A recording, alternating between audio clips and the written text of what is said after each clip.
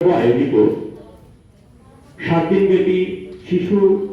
নাট্যশর্মা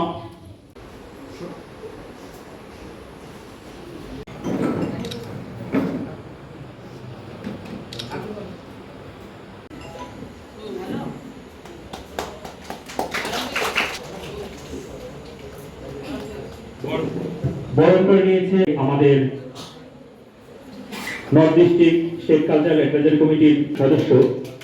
বিদ্যুৎ দাস মহোদয়কে।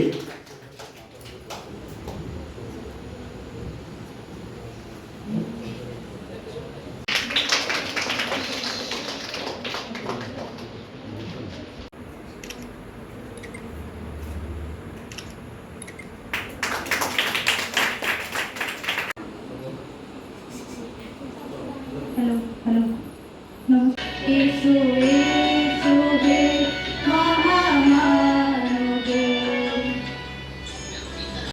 আজকে একলব্য সোশ্যাল কালচারাল অর্গানাইজেশনে কচ্ছি কালচারদের নিয়ে যে নাটকের প্রশিক্ষণ বর্গ শুরু হচ্ছে 7 দিনের, এই প্রশিক্ষণ বর্গে উপস্থিত হয়েছেন ত্রিপুরা স্টেট কালচারাল কমিটি অন্যতম সদস্য বিদ্যুৎজিৎ চক্রবর্তী মহোদয়, উপস্থিত হয়েছেন আমাদের উত্তর ত্রিপুরা কালচারাল কমিটির অন্যতম সদস্য দীপল দাস মহোদয়, উপস্থিত হয়েছেন আরো দুইজন অমিতাদি যে কমলিনীর ছায়া,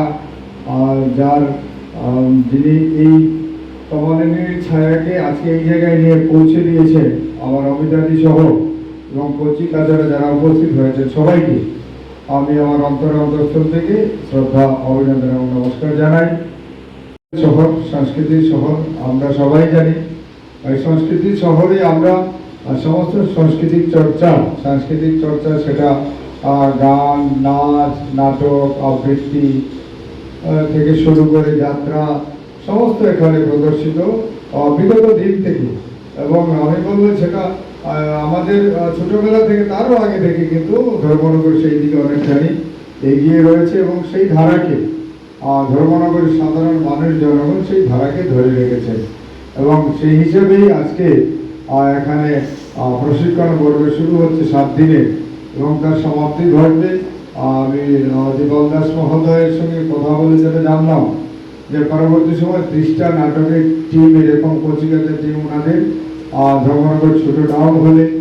ওনাদের সর্বশেষ কলা সেখানে প্রদর্শিত হবে, তারপরে এখান থেকে টিম জয়ী হয়ে আগরতলা পৌঁছবেন। কাজে আমি আশা করব কচি কাচাদের ট্রেনাররা যারা রয়েছেন আপনারা খুব সুন্দরভাবে তাদের গড়ে তুলবেন, তারা যাতে খুব সুন্দরভাবে নাট্যাভিনয় পরিবেশন করতে পারেন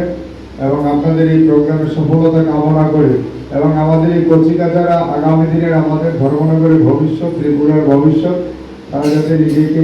সঠিকভাবে গড়ে তুলতে পারে, নিজেকে সুশৃঙ্খলভাবে এগিয়ে নিয়ে যেতে পারে, এই কথাগুলো বলি সবাইকে আবারও আমি শ্রদ্ধা নমস্কার জানিয়ে আমি আমার কথা বলা এখানে শেষ করছি। নমস্কার সবাইকে। ভারত মায়ের জয়।